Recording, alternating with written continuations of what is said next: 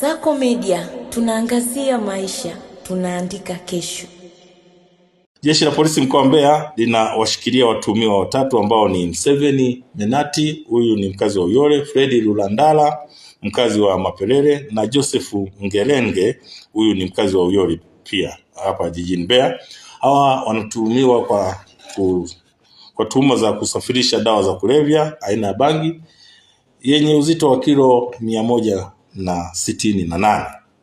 Watuhumiwa walikamatwa tarehe 21 mwezi wa kwanza mwaka 2006 baada ya kuingia katika stendi kuu ya mabasi jijini Mbeya wakiwa kwenye bajaji yenye namba za usajili MC 550 EWN aina ya TVS Kings, wakiwa na dawa hizo za kulevya zikiwa kwenye mabegi 8 ya nguo, wakiwa wamepaki wakitaka sasa kusafirisha kuelekea mkoani Arusha.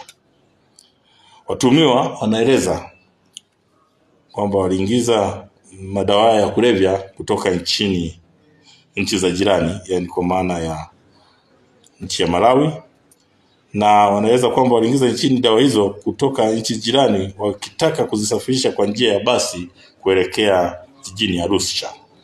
Upelelezi unakamilishwa na hatua zaidi za kisheria zinaandaliwa sasa, zinakamilishwa ili waweze kuchukuliwa hatua zaidi.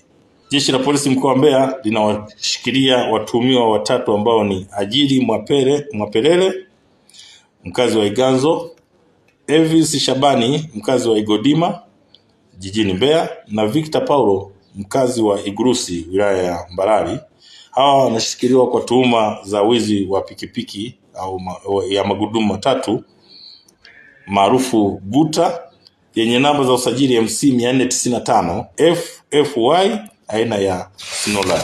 Watuhumiwa waliiba pikipiki tarehe 21 mwezi wa kwanza mwaka 2026 majira saa 9 za usiku huko katika kijiji cha Uhenga wilayani Wanging'ombe mkoa wa Njombe kwa mtu mmoja ambaye anaitwa Haruna Shomari Mahangire.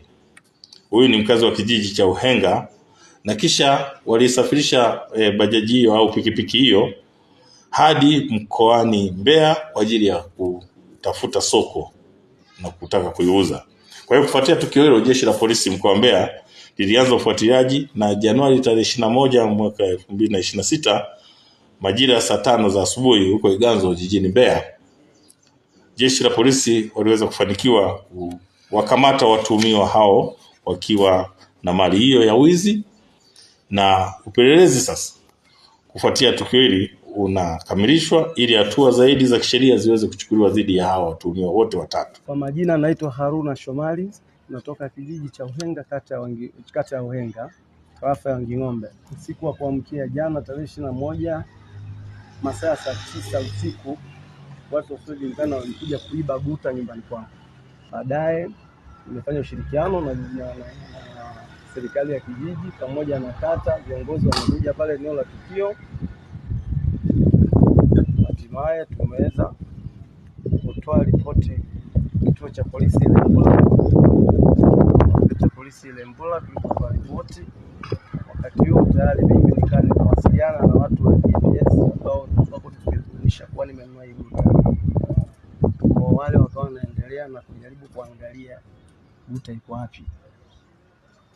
Tunavyowasiliana na jeshi la polisi Ilembula, tayari tukawa tunaambiwa Guta inaelekea mkoa wa Mbeya. Baadaye nikampigia simu afisa upelelezi mkoa wa Njombe, akawasiliana na jeshi la polisi mkoa wa Mbeya NLPC. Kweli jeshi la polisi mkoa wa Mbeya wamefanya ushirikiano kwa kweli. Tunawashukuru sana kweli. Washeni wanaohenga na viunga vyote, watu ambao wanaibiwa huko, jeshi la polisi linafanya kazi kubwa. Namna ilivyopatikana Iguta na maelezo ambayo nimeyapokea, kweli nawashukuruni sana. Jeshi la polisi linafanya kazi kubwa mno. Kasako Media, tunaangazia maisha, tunaandika kesho.